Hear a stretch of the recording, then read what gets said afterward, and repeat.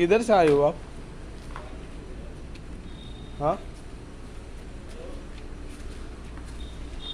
मुंबई के अंधेरे जोगेश्वरी इलाके से एक हैरान कर देने वाला मामला सामने आया है। फरवरी की एक रात एक महिला को एक बिल्डिंग में बुलाया गया और फिर जो हुआ वह सुनकर आपकी होश उड़ जाएंगे।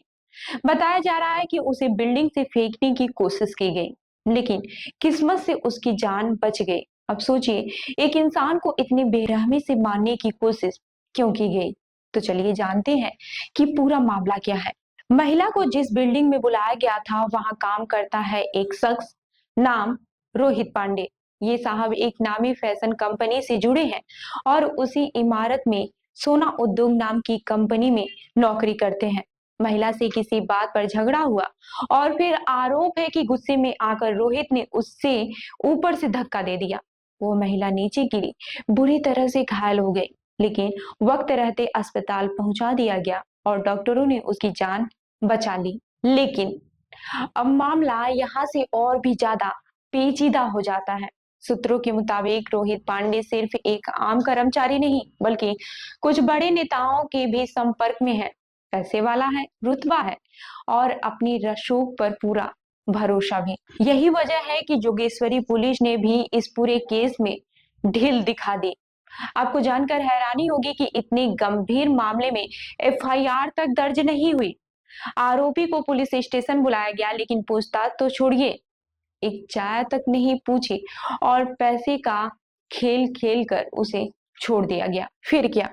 अब यहाँ पर दो पत्रकार सामने आते हैं, धीरज गोस्वामी और राहुल पुजारी। इन्होंने न सिर्फ घटना की रिपोर्टिंग की, बल्कि मौके से सीसीटीवी फुटेज और महिला का बयान भी इकट्ठा किया। ये दोनों पत्रकार सच्चाई को सामने लाने में जुटे हैं और शायद इसी वजह से अब उनकी जान को भी खतरा मंडरा रहा है। कहते हैं कि आरोपी ने 10 लाख की सुपारी दी है ताकि इन पत्रकारों को रास्ते से हटाया जा सके। इतना ही नहीं, खुद रोहित और उसके साथी पत्रकारों के ऑफिस तक पहुंचकर धमकी भी दे चुके हैं।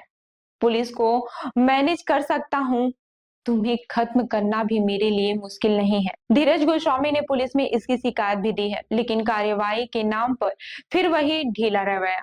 लगता है जैसे पुलिस खुद अपने ऊपर लगे दाग से डर कर पूरे मामले को दबाने की कोशिश कर रही है। अब सवाल यह उठता है कि क्या महिला को इंसाफ मिलेगा? क्या पत्रकारों की आवाज को दबा दिया जाएगा?